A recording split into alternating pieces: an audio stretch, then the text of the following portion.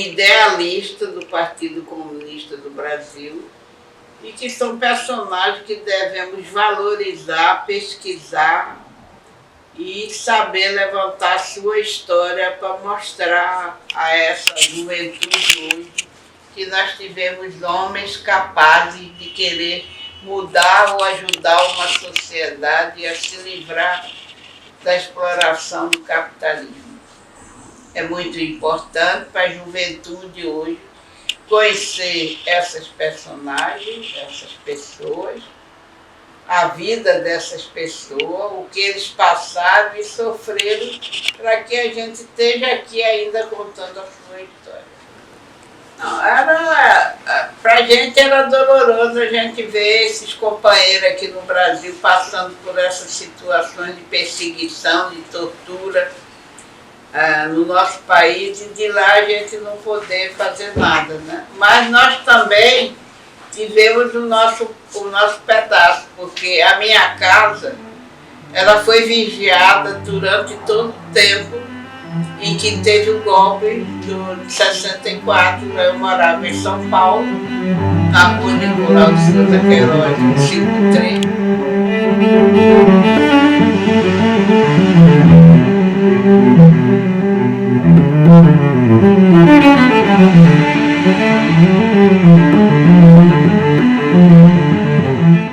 Olá, você está acessando a Pós-TV VHNet, Direitos Humanos, né? E hoje nós vamos ter, dentro dessa série, né, desse seriado sobre o centenário do Partido Comunista Brasileiro, né? Nós vamos ter hoje um programa especial, né, Romulo? Nós vamos ter uma gravação feita no ano de 2021 com a companheira, camarada Maria Ribeiro Prestes, né? E aí, como é que Dona Maria aqui? Mas nós gravamos Dona Maria, eu acho que seguramente deve ter sido uma das últimas. Se não a última. Gravação com a segunda companheira de Luiz Carlos Prestes, o Cavaleiro da Esperança. Vamos, explica aí direitinho como é que a gente chegou até Dona Maria Ribeiro Prestes e ter esse material inédito. Ano passado, a gente estava produzindo material que a gente já captou, a gente ainda não produziu a série. Que a gente vai produzir agora a série. Mas a gente captou o material sobre os 100 anos de Luiz Inácio Maranhão Filho, que foi o centenário de Luiz Maranhão, foi em 2021. Aí tu gravou no Rio e São Paulo, feito um doido. Por quê? Porque a gente tinha toda a história de Luiz aqui em Natal. Então até 1964, a gente sabia tudo de Luiz. Ele era professor, onde ele andava, onde ele caminhava. Mas os 10 últimos anos dele, 64, 74, ninguém tinha clandestinidade, nunca voltou mais ao Rio Grande do Norte. Não, foi para a Argentina, foi para a Europa, vivia no Rio, vivia em São Paulo. Ele, na linha de sucessão do partido, ele era o terceiro nome do partido, inclusive, mas... Né, e aí a gente sai de Natal atrás dessa história. A gente vai para Rio, São Paulo, Minas. E saiu com uma dica forte. Você teve articulação com a filha de Mariana, né? Foi Mariana, que é a nossa amiga. Mas a gente vai para o Sudeste, a gente roda Espírito Santo, Minas, São Paulo, Rio de Janeiro, atrás dessa história de Luiz Maranhão. E uma das pessoas que a gente vai entrevistar é a Dona Maria. E que não fala só de Luiz, né? Não, ela cita outros nomes aqui, pessoas que ela gostava daqui do Rio Grande do Norte. O próprio Vupiano é o nome que ela cita na entrevista. Irã Pereira, ela fala de Gregório, que estava sempre lá presente. O Luiz Maranhão, ela não teve muito convívio. Ela conhecia o Luiz, ela fala que o Luiz esteve umas 2 vezes com ela, lá em Moscou, mas ela não teve muito contato com o Luiz. Era mais Prestes que tinha contato. Agora, ela estava muito legal, né? Lúcida, totalmente lúcida, com uma clareza de informação, de ideia. Realmente, eu acho que... Então vai ser uma grande... a gente vai prestar uma grande homenagem, né, e um material inédito. Né? Um material totalmente inédito. Então, talvez a última gravação que ela tenha feito. Então, Dona Maria Ribeiro Prestes vive, né? Primeiro que é uma honra falar com a senhora, né? Assim, é um pedaço da história da gente falar com a senhora. Mas eu queria que a senhora falasse um pouquinho sobre Luiz Maranhão. Né? Porque quando a Prestes vai para a União Soviética, quem acaba de alguma maneira assumindo a direção do partido aqui é ele também, né? É o Luiz Maranhão também, né? Olha, eu me sinto até assim, orgulhosa de estar falando com vocês, voltar a esse bate-papo de tempos antigos, né? Lamentando muito que essa situação atual é diferente de alguns anos que a gente passou, da atividade política, e principalmente dessas personagens que eu conheci, né? Não só Luiz Maranhão, como Irã Pereira, aquele Doutor Vupiano. do médico doutor Vupiano Cavalcante. Vupiano Cavalcante, né? E outras personagens do Nordeste, Gregório Bezerra, nós, Maria Adalgisa Cavalcante, Júlia Santiago, Josefa Pereira, foram mulheres que se destacaram lá na luta, na época em que eu vivi lá no Nordeste. Agora, falar francamente, Luiz Maranhão, eu conheci, mas não tive assim tanta intimidade de conversar com ele. Conheço de jornais, não é? Através da Voz Operária, dos artigos que eram publicados nos jornais do partido, sobre a personagem do Luiz Maranhão, que para mim foi um grande democrata, um grande lutador, um idealista do Partido Comunista do Brasil, e que são personagens que devemos valorizar, pesquisar e saber levantar sua história para mostrar a essa juventude hoje que nós tivemos homens capazes de querer mudar ou ajudar uma sociedade a se livrar da exploração do capitalismo. É muito importante para a juventude hoje conhecer essas personagens, essas pessoas, a vida dessas pessoas, o que eles passaram e sofreram, para que a gente esteja aqui ainda contando a sua história. Boa parte dos líderes que ficaram no Brasil sofreram a repressão da Operação Radar. Né? Como era visto por vocês, vocês estavam no exílio, eram pessoas queridas de vocês, né? Aquela sensação de não conseguir fazer alguma coisa, de querer fazer alguma coisa e não conseguir fazer, porque se vocês tentassem vir para cá também teriam tido o mesmo final.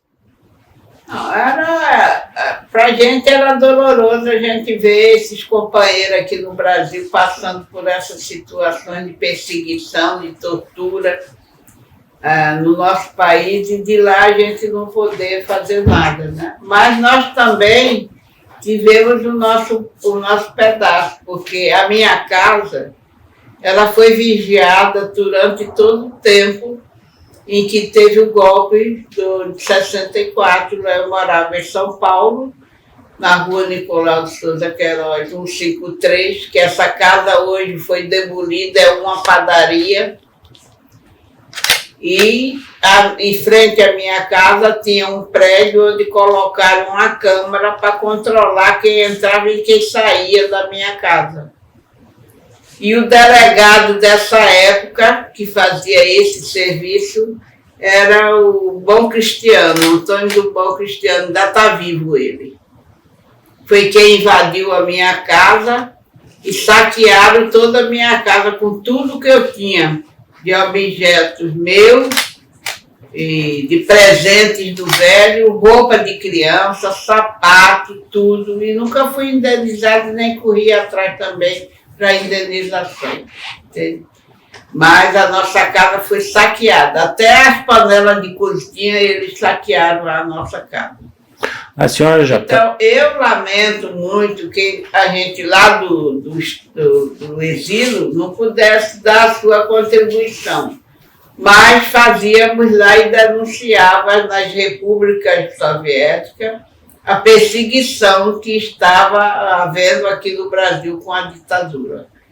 Isso tinha efeito porque os países, as repúblicas socialistas, o socialismo, lá onde a gente frequentava congresso, reuniões de sindicato, encontro com o jovem, encontro com grupos de pessoas que se inteiravam pela América Latina, saber o que estava acontecendo no Brasil. E isso foi um trabalho feito lá com a nossa presença. Eu viajei para muitos lugares com o Prestes, para encontros de partidos, para encontros de governadores e congressos sindicais, congresso do partido, encontro pela paz, encontro para trocar ideia entre pessoas do Partido da América Latina, e nós denunciávamos isso. Era a contribuição que a gente dava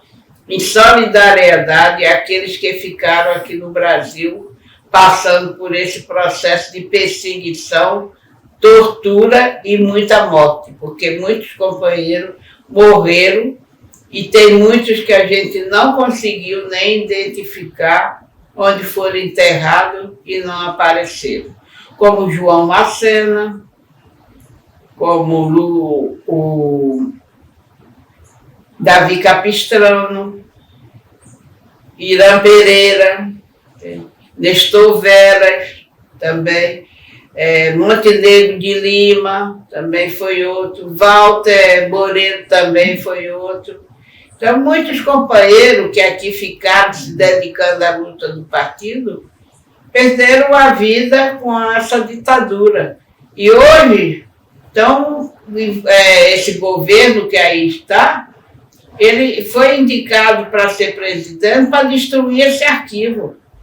Eles não querem que tenha nenhum vestígio que foram eles que fizeram isso. Eu acho que a intenção desse governo, esse presidente que nós temos aí, é para destruir todo o arquivo daqueles que mataram e torturaram os companheiros nossos que foram presos e mortos aí por eles. E voltando um pouco na história, em 52 a senhora já estava com Prestes? 52 a senhora já estava Já morava com o Prestes. Naquele auge do petróleo é nosso, e que os americanos não queriam que tivesse petróleo no Brasil, também teve muito líder do partido que também foi preso, né?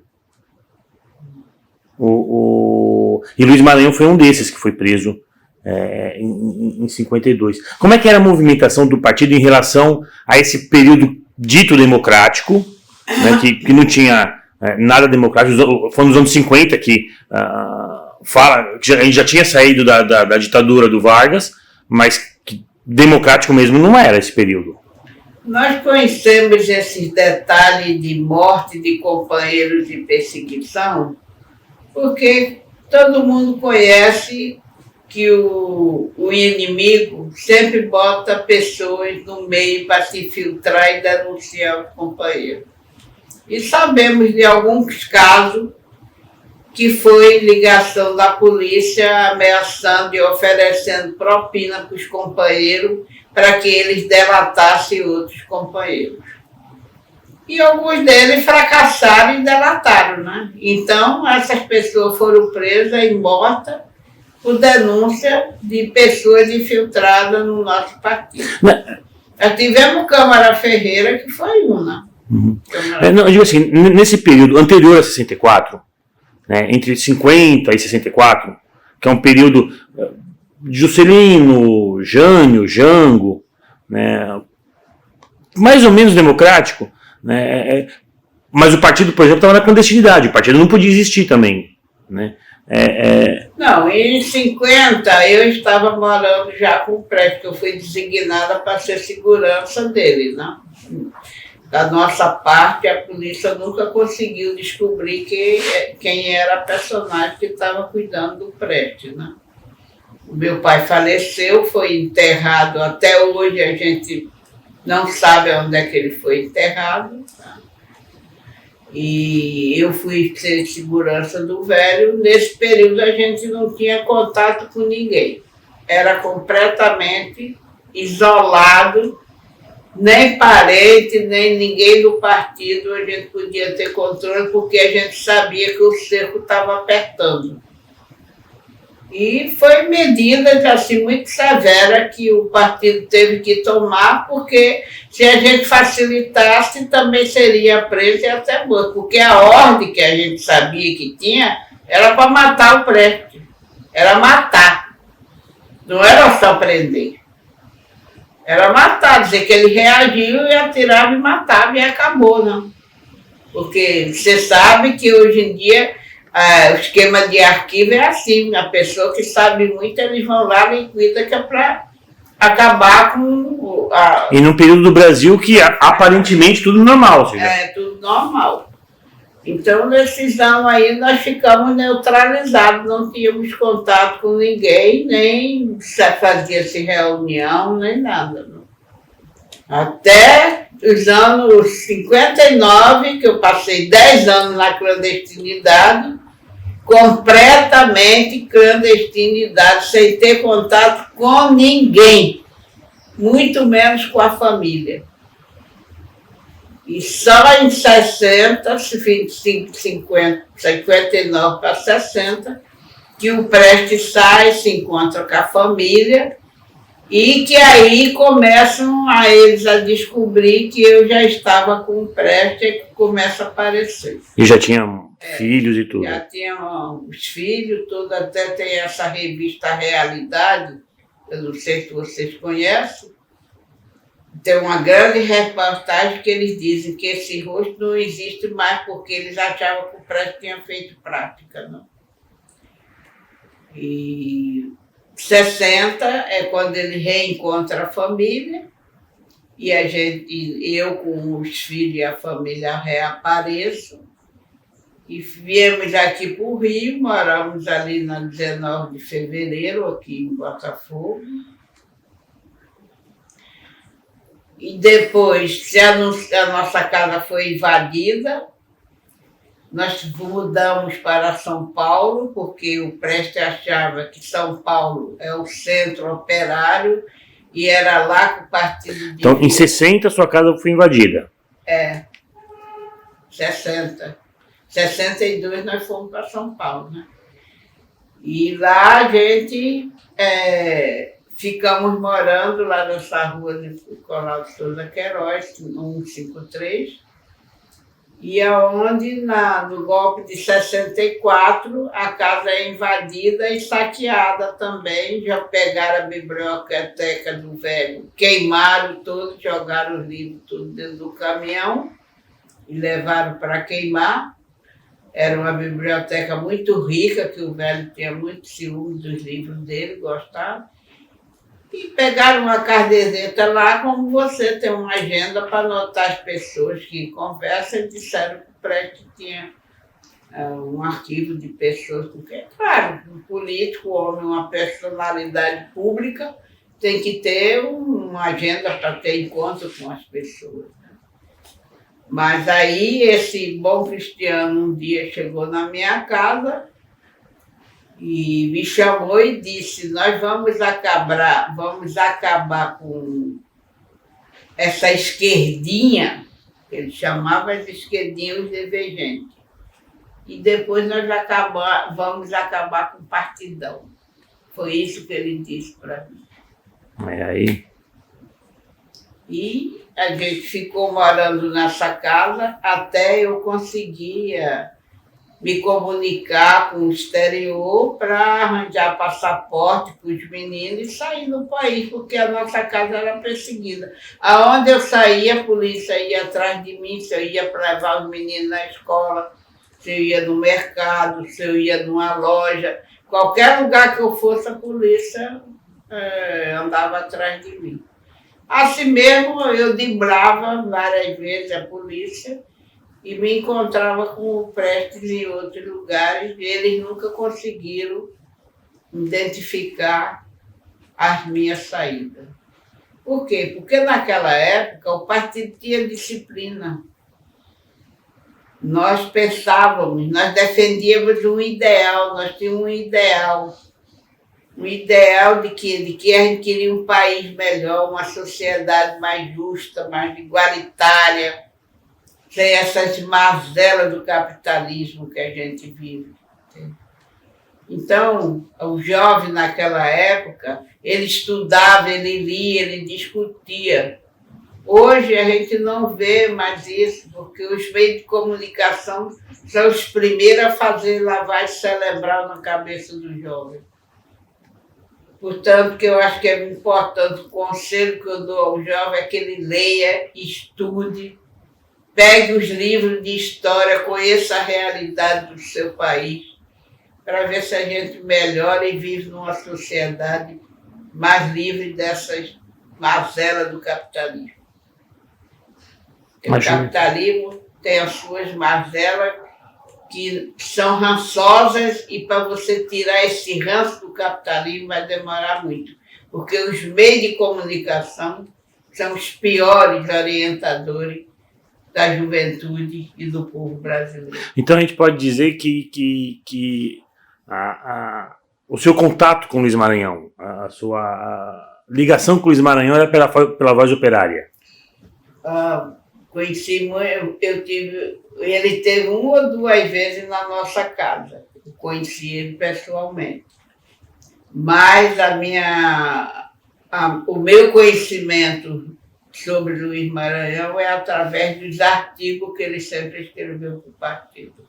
Para a Voz Operária, para o documento do partido, e de que ele era uma pessoa assim, de uma ética muito, muito boa.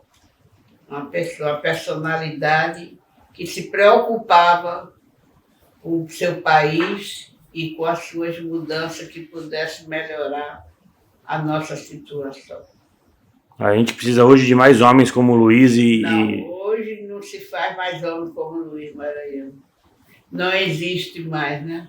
Então, personagens das histórias que desapareceram e que você, para criar, eu acho que vai ter outras gerações. São gerações que devemos construir. Por isso que eu digo, dou valor. É muito importante a educação, começar pelas escolas e em casa, como meu pai fazia com a gente. A educação é muito importante. Eu em casa discutia muito política com meu pai, com a minha irmã, com meus irmãos. Todos eles, cada um deram a sua parte. Eu fui quem mais me influenciei junto com meu pai. Participava de comício, de passeata, fui presa pela polícia em Recife, entende? Participava de distribuição de material, pichação de rua, comício de rua, fiz muito isso. Hoje você não vê quase a juventude, você vai nas passeatas, o pessoal é tudo mais da terceira e mais próxima. Você não vê mais muitos jovens participando. Então, eu acho que isso é muito importante, que o jovem desperte para lutar pelo seu país, pelas suas leis, pelos seus direitos, que a gente precisa ter um país rico como o nosso, não tem necessidade de ter tanto mendigo e tanta gente morando nas favelas. Por que eles não entram nas favelas para fazer pavimentação de água, esgoto, asfalto e casa, melhorar a casa dos moradores? Para eles não interessa isso. Para eles, quanto mais miséria, melhor. A ignorância é o que eles querem. Eles não querem que o povo evolua, que tenha condições melhores. E nós que somos idealistas, temos ideia socialista, comunista, lutamos para acabar com essas mazelas. Nós queremos um povo feliz, numa sociedade justa, igualitária, com os direitos que merece. Salário, moradia, com dignidade para viver com as suas famílias. Eu apoio o Movimento Sem Terra, porque o Movimento Sem Terra tem um objetivo. Ele luta pela terra para trabalhar, cultivar e viver com a sua família bem. Não se mete nessa bandalheira dessas explorações de fábrica e empresas que vivem explorando o trabalhador para tirar os lucros, levar para fora e deixar o bagaço aqui para o Brasil. É isso, acho que...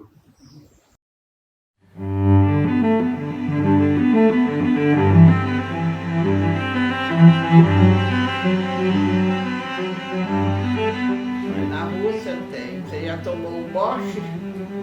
Não, Mariana não fez o boche? Não, com você? não. E a outra sopa que eu tomei lá é uma sopa de beterraba. Uma delícia também. Tá, é o boche. Ah, então eu tomei na Polônia. A Mariana não fez pra mim ainda não. Mariana.